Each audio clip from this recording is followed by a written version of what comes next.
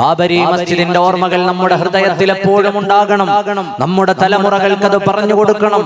ബാബരി മസ്ജിദ് വീണുപോയിട്ടേ ഉള്ളൂ, അത് തല്ലി തകർത്തിട്ടേയുള്ളൂ. ബാബരി മസ്ജിദിന്റെ മിനാരങ്ങൾ തകർന്ന മണ്ണിൽ വീണിട്ടുണ്ടാകാം, പക്ഷേ ഇന്ത്യൻ മുസ്ലിങ്ങളുടെ ഹൃദയത്തിൽ ഇപ്പോഴും തല ഉയർത്തി തന്നെ ബാബരി മസ്ജിദ് നിലനിൽക്കുന്നുണ്ട്. നമ്മുടെ തലമുറകൾക്ക് നാളെ നമുക്ക് പറഞ്ഞു കൊടുക്കാനുള്ള ചരിത്രം അവിടെയുണ്ട്. ആ ചരിത്രം ഈ രാജ്യത്തെ മുസ്ലിം സഹോദരങ്ങളുടെ സഹിഷ്ണുതയുടെയും സമാധാനത്തിന്റെയും നീതിപീഠങ്ങളോട് കാണിച്ച അങ്ങേയറ്റത്തെ ആദരവിന്റെയും ചരിത്രമാണ്. ലോകത്തെ തുല്യതയില്ലാത്ത സംയമനത്തിന്റെ ചരിത്രം ഇന്ത്യൻ മുസ്ലിങ്ങൾ ചരിത്രത്തിൽ എഴുതി ചേർക്കപ്പെട്ടിട്ടുണ്ട്. ബാബരി മസ്ജിദിന്റെ പിന്നിൽ മറ്റു ചില ചരിത്രങ്ങളും കഥകളും ഉണ്ട്. ഇന്ത്യ രാജ്യത്തേക്ക് കടന്നു വന്ന ബ്രിട്ടീഷുകാർ 1857 അവർക്കെതിരെ രാജ്യത്ത് വിശാലമായ കലാപങ്ങൾ ഉണ്ടാകുമ്പോ, ഒന്നാം സ്വാതന്ത്ര്യ സമരങ്ങൾ ഉണ്ടാകുമ്പോ അയോധ്യയിലെയും പരിസരത്തെയും മുസ്ലിങ്ങളും ഹിന്ദുക്കളും ഒറ്റക്കെട്ടായിരുന്നു.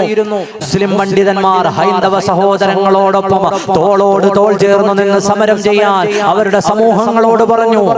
ആ സമൂഹങ്ങൾ ഒന്നടങ്കം ബ്രിട്ടീഷുകാർക്കെതിരെ സമരം ചെയ്യുന്ന സമയത്ത് മുസ്ലിങ്ങളുടെയും ഹിന്ദുക്കളുടെയും നടുത്തളത്തിലേക്ക് ബാബരി മസ്ജിദിന്റെ പ്രശ്നത്തെ വലിച്ചിട്ട് കൊണ്ടുവന്ന അവരുടെ ഇടയിലുള്ള ഐക്യം തകർക്കുന്നതിനു വേണ്ടി ബ്രിട്ടീഷുകാരായ ആളുകൾ വീണ്ടും ചിത്രത്തിലേക്ക് ബാബരി മസ്ജിദ് കൊണ്ടുവരുമ്പോ അവിടെ മനോഹരമായ ഒരു ചരിത്രം രേഖപ്പെടുത്തിയിട്ടുണ്ട്. മുസ്ലിം പണ്ഡിതന്മാരും ഹൈന്ദവ പുരോഹിതന്മാരും ഒന്നിച്ചിരുന്നു. ബാബരി മസ്ജിദുമായി ബന്ധപ്പെട്ട വിഷയത്തിൽ നമുക്കൊന്നിച്ചിരുന്ന് തീർപ്പ് കൽപ്പിക്കാം. നമ്മുടെ രാജ്യത്തേക്ക് കടന്നു വന്ന ബ്രിട്ടീഷുകാർ ഇതിൽ ഇടപെടേണ്ടതില്ല എന്ന് മാത്രമല്ല, അങ്ങനെ ഒരു പ്രശ്നം നിലനിൽക്കുന്നത് കൊണ്ട് ബ്രിട്ടീഷുകാരോടുള്ള സമരത്തിൽ നിന്ന് ഒരൽപ്പം പോലും നമ്മൾ പിന്നോട്ട് പോവുകയില്ല എന്ന് പ്രഖ്യാപിച്ചു. ഹസ്രത്ത് അമീർ അലിയും ബാബ രാംചരൺ ദാസും കൂടിയിരുന്ന മുസ്ലിങ്ങളുടെയും ഹിന്ദുക്കളുടെയും ഇടയിലുള്ള പ്രശ്നത്തെക്കുറിച്ച് പഠിക്കുകയും മനസ്സിലാക്കുകയും വേണ്ട വിധി തീർപ്പുകൾ നടത്തുകയും ചെയ്തു. ആ കാലത്തെ ബ്രിട്ടീഷുകാരുടെ കേണലായിരുന്ന കേണൽ മാർട്ടിൻ തന്റെ പുസ്തകത്തിൽ എഴുതുന്ന ചില വർത്തമാനങ്ങളുണ്ട്. 1857 100ാം വാർഷികം 1957 ഉത്തർപ്രദേശ് സർക്കാർ പുറത്തിറക്കിയിട്ടുള്ള കലാപവുമായി ബന്ധപ്പെട്ട ഒന്നാം സ്വാതന്ത്ര്യ സമരവുമായി ബന്ധപ്പെട്ട പുസ്തകങ്ങളുണ്ട്. ദ ഫ്ലവേഴ്സ് ഓഫ് റെവല്യൂഷൻ എന്ന പുസ്തകം ഉൾപ്പെടെ ചരിത്രത്തിലെ പല പുസ്തകങ്ങളിലും രേഖപ്പെടുത്തപ്പെട്ട പേരാണ് ഹസ്രത്ത് അമീർ അലിയുടെ ചരിത്രം. എന്തായിരുന്നു അവരുടെ ചരിത്രം? അയോധ്യയുടെ പരിസരത്ത് മുസ്ലിങ്ങളും ഹിന്ദുക്കളും തമ്മിലടിക്കുകയും അതിലൂടെ ഈ രാജ്യത്തേക്ക് ഞങ്ങൾക്ക് കടന്നു കയറാൻ കഴിയുമെന്ന് വിശ്വസിക്കുകയും ചെയ്ത ബ്രിട്ടീഷ് അധികാരികളെ മുഴുവനും വിസ്മയിപ്പിച്ചുകൊണ്ട് ഒന്നിച്ചിരുന്നുകൊണ്ട് അവരുടെ വിഷയത്തിൽ തീർപ്പ് കൽപ്പിക്കുകയും നമുക്ക് ഈ വിഷയം പറഞ്ഞവസാനിപ്പിക്കാം, ഈ രാജ്യത്തേക്ക് വന്ന ബ്രിട്ടീഷുകാരോട് യുദ്ധം ചെയ്യാമെന്ന് പ്രഖ്യാപിച്ച രാംചരൺ ദാസിനെയും അതുപോലെ ഹസ്രത്ത് അലിയെയും എന്തു ചെയ്തു എന്ന് നിങ്ങൾക്കറിയുമോ? ബ്രിട്ടീഷുകാർ അയോധ്യയിലെ ഒരു മരത്തിൽ കൊണ്ടുവന്ന ആയിരക്കണക്കിന് ഹിന്ദുക്കളും മുസ്ലിങ്ങളും നോക്കി നിൽക്കെ അവരെ കെട്ടിത്തൂക്കി എന്നാണ് ചരിത്രം. അയോധ്യയിലെ പ്രശ്നങ്ങൾ പറയുകയും പഠിക്കുകയും മുസ്ലിം ഹിന്ദു സാഹോദര്യം ഊട്ടി ഉറപ്പിക്കുകയും ചെയ്ത ഹൈന്ദവ പുരോഹിതനായ ബാബ രാംചരൺ ദാസിനെയും അമീർ അലിയെയും കൊണ്ടുവന്നു. ബ്രിട്ടീഷുകാരായ ആളുകൾ അയോധ്യയിലെ ഒരു മരത്തിൽ കെട്ടിത്തൂക്കി. ആ ചരിത്രം മാർട്ടിൻ എഴുതുന്നുണ്ട്. ഞങ്ങൾ ഒരു രാത്രിയിൽ പേടിച്ചുപോയി. സുൽത്താൻപൂർ ഗസറ്റിലൊക്കെ ആ ചരിത്രം കാണാം. ഞങ്ങളൊരു രാത്രിയിൽ പേടിച്ചുപോയി. എന്താണ് ഞങ്ങളുടെ പേടിയുടെ കാര്യം? അയോധ്യയിൽ ഏതു പ്രശ്നമാണോ മുസ്ലിങ്ങളുടെയും ഹിന്ദുക്കളുടെയും ഇടയിൽ ഉണ്ടാകേണ്ടിയിരുന്നത്, ആ പ്രശ്നമൊക്കെ പരിഹരിക്കപ്പെട്ടു എന്നൊരു വർത്തമാനം ഞങ്ങളിലേക്ക് വന്നു. ഞങ്ങൾ അന്വേഷിച്ചു ആരാണത് പരിഹരിച്ചത്. അപ്പൊ മനസ്സിലായി മുസ്ലിങ്ങളിൽ നിന്നുള്ള ഒരു മൗലാനയാണ്. അദ്ദേഹത്തിന്റെ പേര് അമീർ അലി എന്നാണ്.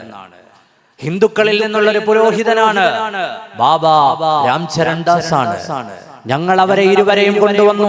58 മാർച്ച് 18 ആയിരക്കണക്കിന് ഹിന്ദുക്കളുടെയും മുസ്ലിങ്ങളുടെയും ഒരുമയുടെ പ്രതീകമായിരുന്ന ആ മനുഷ്യരെ അയോധ്യയിലെ മരത്തിൽ കെട്ടിത്തൂക്കി ബ്രിട്ടീഷുകാർ കൊന്നുകളഞ്ഞു. എന്നിട്ട് അവസാനിച്ചില്ല. ആ മരത്തിന്റെ ചുവട്ടിൽ നിന്നാണ് പിന്നീട് സ്വാതന്ത്ര്യ സമര പ്രവർത്തനങ്ങളുടെ ചലനമുണ്ടായത്. അയോധ്യയുമായി ബന്ധപ്പെട്ട എന്തെല്ലാം വിഷയങ്ങൾ ഉണ്ടാകുമ്പോഴും മുസ്ലിങ്ങളും ഹിന്ദുക്കളും ആ മരത്തിന്റെ താഴത്തേക്ക് ചെന്നു. അവരവരുടെ സ്മരണ പുതുക്കി. ഇവിടെയാണ് ഞങ്ങളെയും ഞങ്ങളുടെ സഹോദര സമുദായത്തെയും ഒന്നിച്ചിരുത്തിയ 2 മനുഷ്യരെ ബ്രിട്ടീഷുകാർ കൊന്നുകളഞ്ഞത്. അവിടെ നിന്ന് സ്വാതന്ത്ര്യ സമരത്തിന്റെ ചലനങ്ങൾ വന്നപ്പോ 1935 അയോധ്യയിലുണ്ടായിരുന്ന ആ പുളിമരം ബ്രിട്ടീഷുകാർ വെട്ടിക്കളഞ്ഞു, നശിപ്പിച്ചു കളഞ്ഞു. അയോധ്യയിൽ നിന്ന് അങ്ങനെ ഒരു ചരിത്രമുണ്ട്. രാജ്യത്തെ മുസ്ലിങ്ങളുടെയും ഹിന്ദുക്കളുടെയും ഇടയിലുള്ള ഐക്യത്തിന്റെ ഒരു ചരിത്രം അവിടെ പറയാൻ ബാക്കിയുണ്ട്. അതിന്റെ അവസാനത്തെ ശേഷിപ്പായിരുന്ന മരം പോലും നശിപ്പിച്ചു കളഞ്ഞത് ബ്രിട്ടീഷുകാരുടെ അജണ്ടയാണ്. ഒരിക്കലും അത് പരിഹരിക്കപ്പെടരുതെന്ന് നീറിപ്പുകഞ്ഞ് മുസ്ലിങ്ങളും ഇതര സമൂഹങ്ങളും തമ്മിലുള്ള പ്രയാസങ്ങൾ അവിടെ നിലനിൽക്കണമെന്ന് അവർ ആഗ്രഹിച്ചു. അതിന്റെ ഫലമായിരുന്നല്ലോ പിൽക്കാലത്ത് നമ്മൾ ചരിത്രത്തിൽ വായിച്ചതുപോലെ വിവാദങ്ങളിലൂടെ ആ കാലത്ത് ബ്രിട്ടീഷുകാർക്ക് സേവ ചെയ്തിരുന്ന ആളുകൾ ബ്രിട്ടീഷുകാരുടെ അജണ്ടകൾ കൃത്യമായി നടപ്പിലാക്കിയതിന്റെ ഫലമാണ് 1992 ഡിസംബർ 6 ബാബരി മസ്ജിദിന്റെ മിനാരങ്ങളിലേക്ക് ഈ രാജ്യത്തിന്റെ എല്ലാ സാഹോദര്യത്തിന്റെയും സഹിഷ്ണുതയുടെയും കടക്കൽ കത്തിവെച്ച ഒരു വിഭാഗം ആളുകൾ കടന്നുകയറുകയും തകർക്കുകയും ചെയ്തത്. ബാബരി മസ്ജിദിന്റെ ഓർമ്മകൾ നമ്മുടെ ഉള്ളിലേക്ക് ഇട്ടുതരേണ്ട വിചാരങ്ങൾ എന്താണ്? ഇനി ഈ രാജ്യത്തൊരു ദേവാലയവും തകർക്കപ്പെടാൻ പാടില്ല.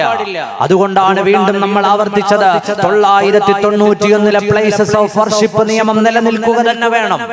ഇനിയും രാജ്യത്തെ ഏതെങ്കിലും ഒരു ദേവാലയത്തിന്റെ മേലെ വർഗീയവാദികളായ ആളുകൾക്ക് കടന്നു കയറാൻ അവസരമുണ്ടാകാൻ പാടില്ല. ബാബരി മസ്ജിദ് തകർക്കാൻ അതിലേക്ക് ഓടിക്കയറിയ ബൽബീർ സിംഗ് അല്ലേ പിന്നീട് 100 പള്ളികൾ ഉണ്ടാക്കണമെന്ന് നീയത്ത് വെക്കുകയും 50-ലേറെ പള്ളികൾ ഉണ്ടാക്കുകയും അതിനുശേഷം മരണപ്പെട്ടു പോവുകയും ചെയ്തു. ബൽബീർ സിംഗ് ആണ് അദ്ദേഹത്തിന്റെ ജീവിതത്തിലെ വലിയൊരു അഭിലാഷമായി കണ്ട് പള്ളി പൊളിക്കാൻ ആദ്യമായി പള്ളിയിലേക്ക് ഓടിക്കയറിയ മനുഷ്യൻ. ആ മനുഷ്യന് പിന്നീട് എന്ത് സംഭവിച്ചു? 1993 ഇസ്ലാം സ്വീകരിച്ചു. അദ്ദേഹം വീട്ടിലേക്ക് മടങ്ങി വരുമ്പോ ആ മനസ്ഥിതിയാണ് ഇന്ന് നമ്മുടെ രാജ്യത്തെ ഹൈന്ദവ സഹോദരങ്ങൾക്കുള്ളത്. പള്ളി പൊളിച്ച അഭിമാനവും കൊണ്ട് തന്നെ നാട്ടിലേക്ക് പാനിപ്പത്തിലേക്ക് തിരിച്ചു വന്ന ബൽബീർ സിംഗിനെ ആ നാട്ടുകാർ സ്വീകരിച്ചില്ല. ചില ആളുകൾ ചില സ്വീകരണങ്ങൾ കൊടുത്തു എന്നല്ലാതെ വീടിന്റെ വാതിലിലെത്തിയപ്പോ ഗാന്ധിയനായ പിതാവ് വാതിലടച്ചു കളഞ്ഞു. ബൽബീറിനോട് പറഞ്ഞു, ഈ വീട്ടിലേക്ക് കയറണ്ട. ബാബരി മസ്ജിദ് തകർത്തിട്ട് തിരിച്ചു വന്ന ബൽബീറിന് വീട്ടിൽ കയറാൻ കഴിഞ്ഞില്ല. അന്നു മുതൽ മനസ്സു വിങ്ങിപ്പൊട്ടിയ ആ മനുഷ്യൻ മുസാഫർ നഗറിലെ മൗലാനയുടെ ചാരത്തെത്തിയിട്ട് പറഞ്ഞു, എനിക്ക് താങ്ങാനാകുന്നില്ല, ചൊല്ലിത്തരൂ അശ്ഹദു അല്ലാ ഇലാഹ ഇല്ലല്ലാഹ്. ആ മനുഷ്യന്റെ നാവിൽ നിന്ന് ഷഹാദത്തിന്റെ വചനങ്ങൾ വീണു എന്ന് മാത്രമല്ല, താൻ ചെയ്ത അപരാധങ്ങൾക്ക് പ്രതികാരമായി പ്രതിഫലമായി 100 പള്ളികൾ ഈ രാജ്യത്ത് ഞാൻ വെക്കുമെന്ന് അദ്ദേഹം നിയത്ത് ചെയ്തു. എന്നിട്ട് 59-ാമത്തെയോ 51-ാമത്തെയോ പള്ളി നിർമ്മിക്കുന്നതിന്റെ ഇടയിൽ ഹൈദരാബാദിൽ വെച്ച ആ മനുഷ്യൻ മരണപ്പെട്ടുപോയി. ബാബരി മസ്ജിദിലേക്ക് ഓടിക്കേറിയ ഒരു മനുഷ്യന്റെ ചരിത്രം ഞാൻ പറഞ്ഞു. ഇങ്ങനെ എത്രയോ. ഞാൻ അതുകൊണ്ടാണ് മുസ്ലിം ഉമ്മത്ത് നിരാശപ്പെടരുത് എന്ന് പറഞ്ഞത്. ഓരോന്നിന്റെ പിന്നിലും കാരണങ്ങളുണ്ട്. അതിനപ്പുറം അതിനേക്കാൾ ഹിക്മത്തുള്ള ഒരു റബ്ബ് നമ്മുടെ കൂടെയുണ്ട് എന്ന വിചാരം ഉണ്ടാകണം. ലാ തൈഅസൂ മിർ റൗഹില്ലാ. അല്ലാഹു സുബ്ഹാനഹു വ തആല